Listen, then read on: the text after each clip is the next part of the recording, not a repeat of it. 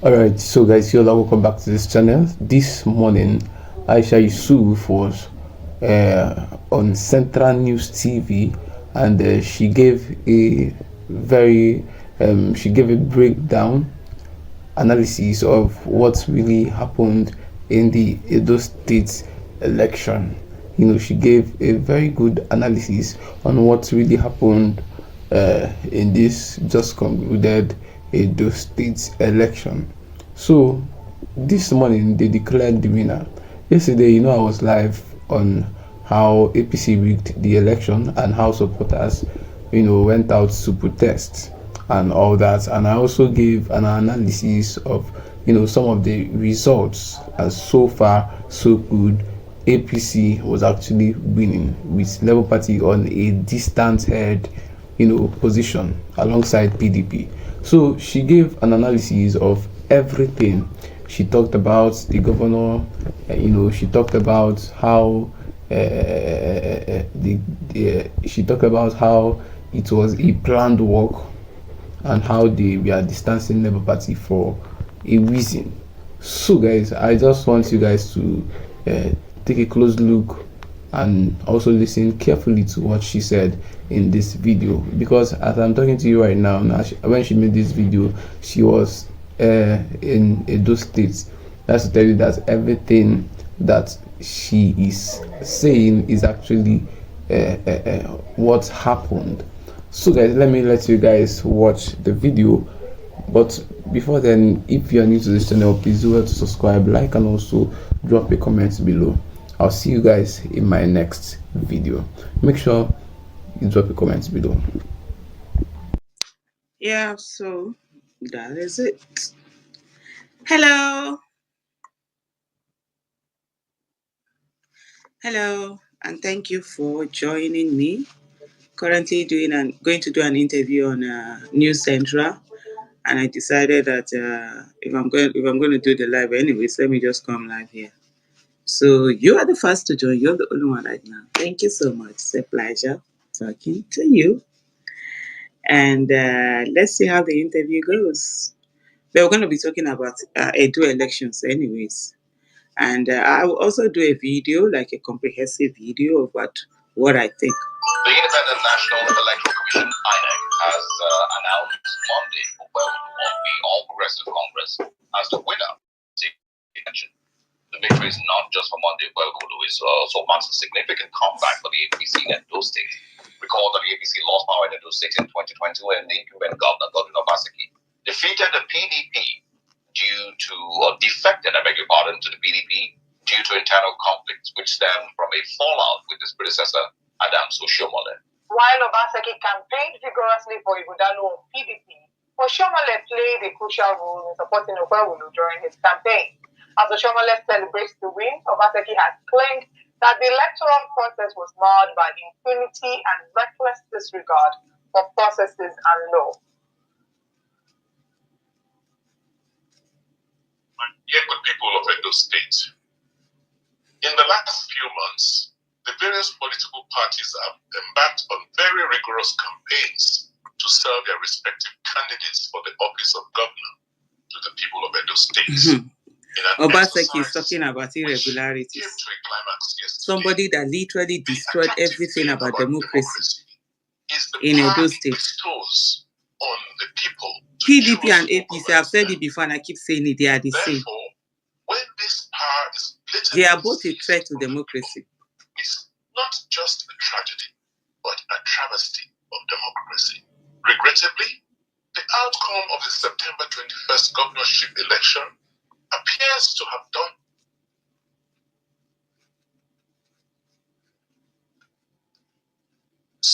of the institutions that are supposed to protect them.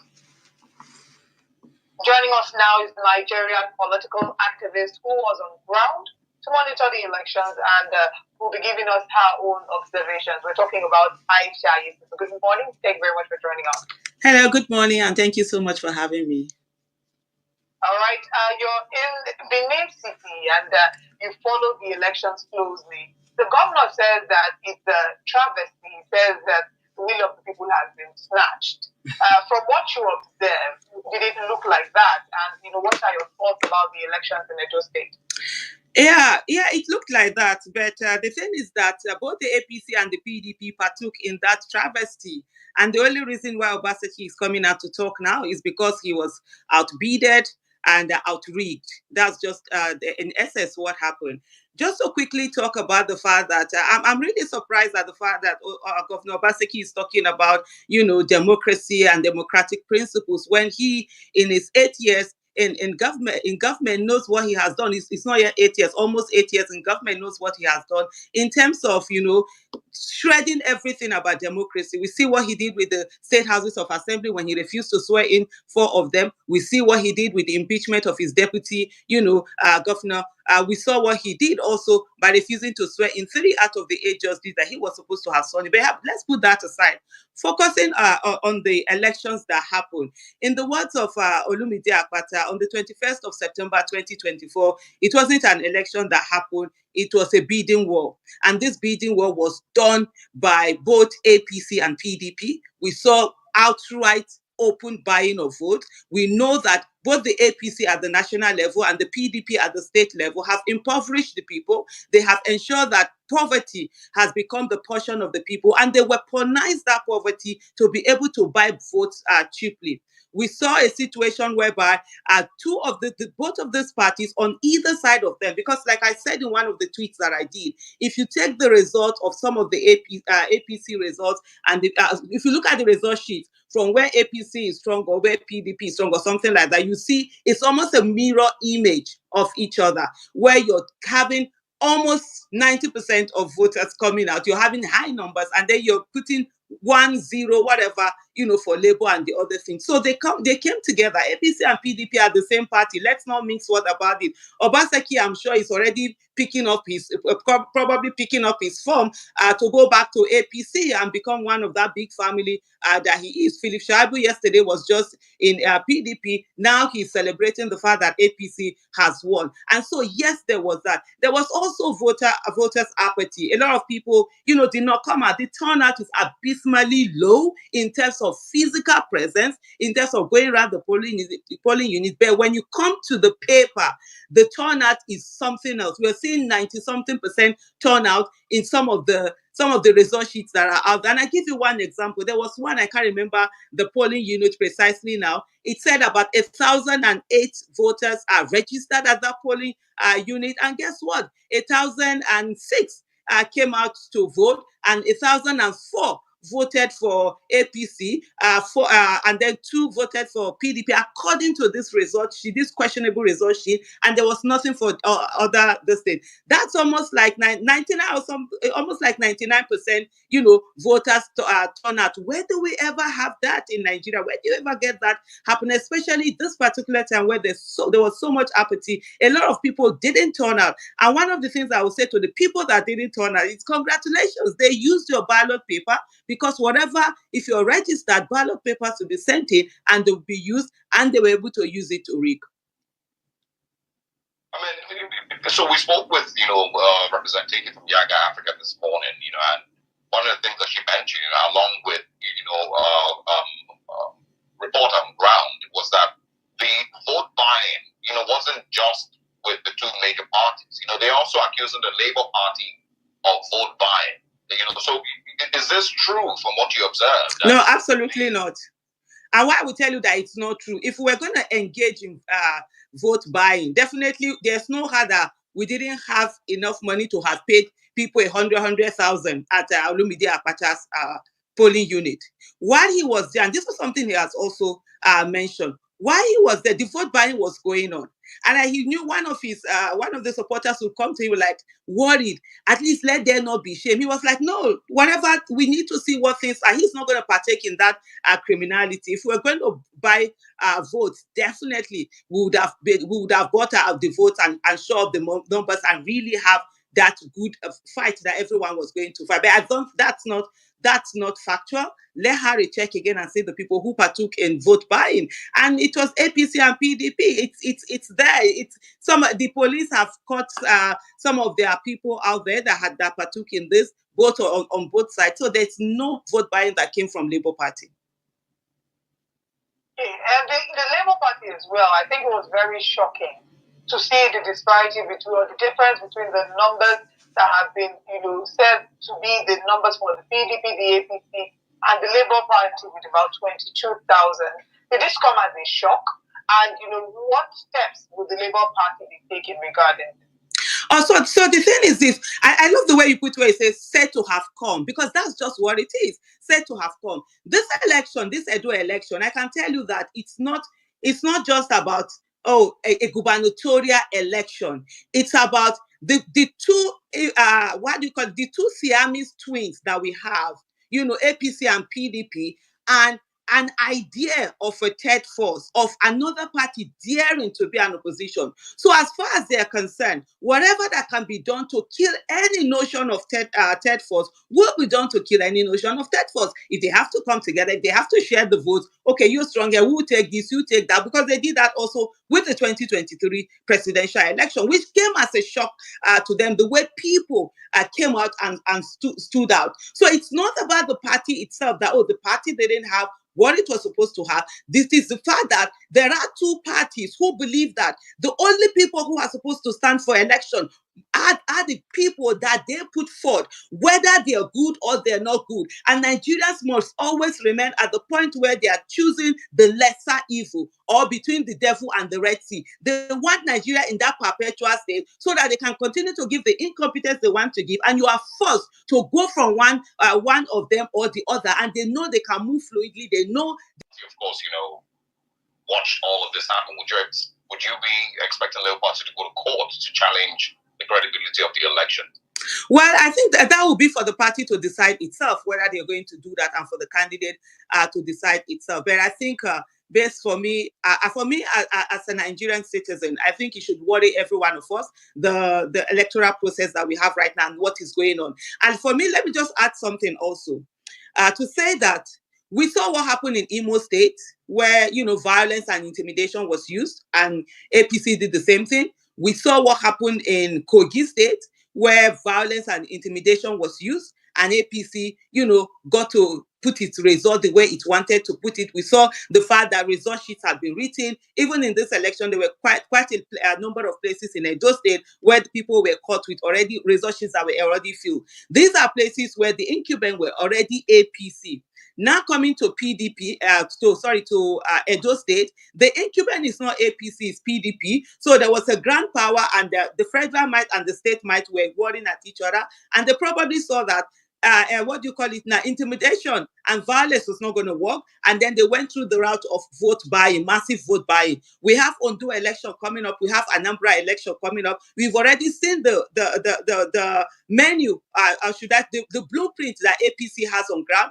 It wants to turn itself to a one-state party. And at this moment, I think it's critical for every Nigeria. If we really want a nation that works for everyone, if we don't want our lives where it is now, right now, to depreciate, for the bad governance to worsen, insecurity to worsen, Nigerians need to stand up. Because at the end of the day, what they do is that they continue to impoverish the people. And when they impoverish the people, it makes it cheaper for them to buy, the votes of the people that they want to buy. In some places, they bought votes as low as 5,000 naira. In 2016, they were buying votes like 10,000. How many years later, about 8 years later, they were now buying some 5,000, 10,000. So the more the people are impoverished, the more the people are in poverty, the more they are able to, weaponize that poverty and use it. And so here we are, where it is not one man, one vote. It is not free, fair, credible election. It is who are the people who are going to bring money, and they have the money, the what do you call it now? The money of the people to use to pay the people and take away the votes. And that should worry every one of us. So I completely hear you when you talk about weaponized poverty. I think it was one of our biggest concerns, because we haven't had as bad a time in our country as we're having now.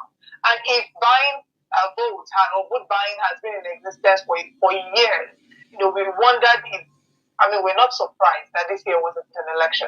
But I do think that, I heard you say that Nigerians need to stand up if they're going to be sure that we're not going to go into worse levels of poverty. But the question is, what will standing up look like? Because it would seem that protests are not allowed, and it would seem that a number of Nigerians are losing faith in the electoral system. So what would the picture of standing up look like? Okay, so the first thing I'll say for those who are losing faith is to say to us, it's not going to get easier. The people who are out there to destroy Nigeria are very tenacious. And so when people say they are losing faith or they don't want to do anything, they don't want to participate in the election, everything, I say to them, you're already participating. Even when you're either participating actively or you're participating passively. So that's the mindset that we need to have. And right now, with the kind of medical discovery that I have, people are going to be here in Nigeria for the next 50 years, 60 years. Some people are going to live for the next 60 years. And it's going to keep worsening if we don't do the needful. So what does standing up look like? Standing up means we begin to call our representatives at the National Assembly to say there needs to be a new electoral act. There needs to be amendment. There needs to be a situation whereby there are stringent rules, things that are put there. It doesn't mean that the politicians that are used to this thing, the normal political class that we have, they will find their way of going around it. But before they find their way, it goes through. So you nip up a lot of things. Another thing, standing up will mean that INEC, whoever it is that heads INEC, the INEC chairman or chairwoman or whatever it is, should not be someone that is appointed by a Nigerian president. We must get a situation whereby the independence that is in INEC should not only be the I that is in their name, that they are absolutely and truly independent. We must have a situation whereby Nigerians are standing up and saying to their lawmakers, finding a way that indeed people who are put in to be INEC commissioners are not card-carrying members of any political party or supporters of any political party. They must be people who are non-partisan, who are going to be unbiased. Standing up with... Hello? Go ahead. Yeah. We did get to see, there were those allegations, of the REC, Mr. Noah, being cousins with Nyesom Wike. And of course, one of the national commissioners for Edo State also being an APC member, allegedly. But before we go, I want you to quickly just speak on Edo North. You are from Edo North, I believe. And that's, where it seemed to have given the APC its largest voting, numbers. What are your quick reactions to that? Is that mostly because of the influence of Adam Soshomole as a former governor? Or is there any other reason Edo North, voted en masse for the APC?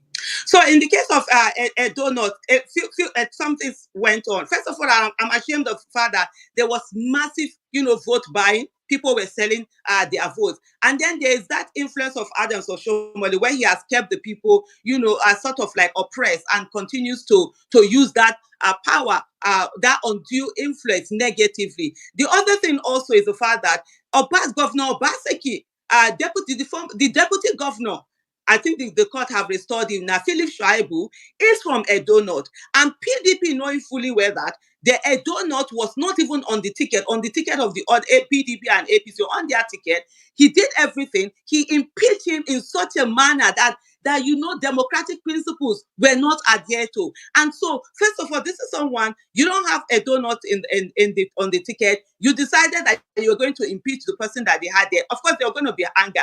Then the issue of the PDP head also, from the Edo North, there were issues. The PDP had been divided, and it was so much easier for people to be disillusioned and not even come out. And then the ones that came out, their votes were bought. But as an Edo North person, I will tell you, I am absolutely ashamed that my people decided that 5,000, 10,000 was more than, what their lives will be. Like our people will say, no tonora, no tonora, don't ezela kemile here, malamie. I like that.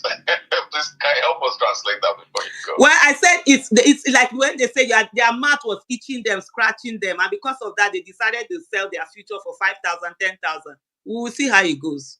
That's like what I said. All right. Aisha Yesufu, thank you very much for joining us and for speaking with us this morning. Thank you so much for having me.